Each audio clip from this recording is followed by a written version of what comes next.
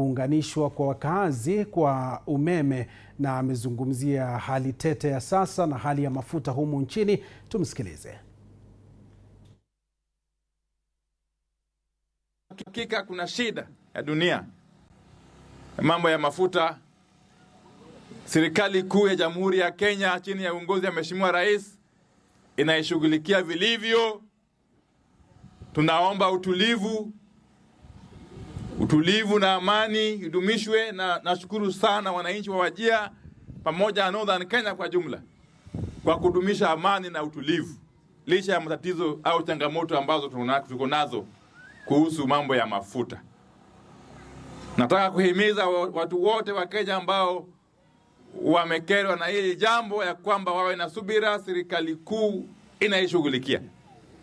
Nikitoka hapa naelekea Nairobi siku ya leo, tumeita hawa viongozi wa matatu sekta ili waje tuzungumuze nao, mimi pamoja na mwenzangu waziri wa uchukuzi na barabara Mheshimiwa Davis Chirchir, tuwasikize, tusikie wako na malalamishi aina gani, na tujadiliane ili tujue ya kwamba tunaweza enda mbele tukifanya mambo gani, tukiwa tumeshirikiana pamoja.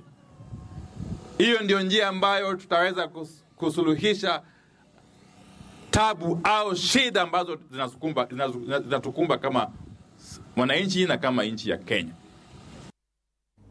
Na mtazamaji, ni waziri wa kawi Opiyo Wandayi akiwa kaunti ya Wajir wakati ambapo suala hili la mafuta linazidi kuchemsha taifa.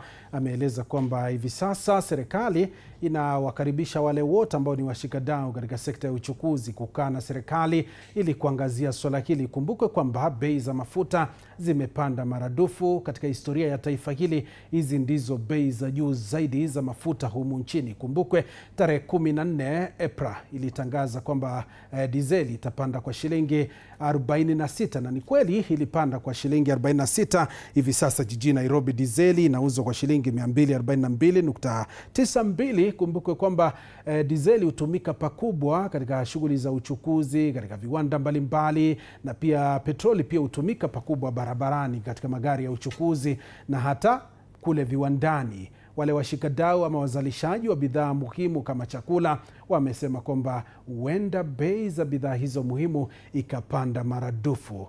Hali halisi ya humu nchini, na ndilo swala ambalo tunatathmini ili kukuweka sawa upate picha kamili ya hali ilivyo. Hisia za Wakenya ni zipi? Washikadau wanasemaje? Serikali pia inasemaje kuhusu swala hili? Ikumbukwe kwamba ni swala ama ni hali ambayo inajiri wakati ambapo Rais William Ruto yuko humu nchini.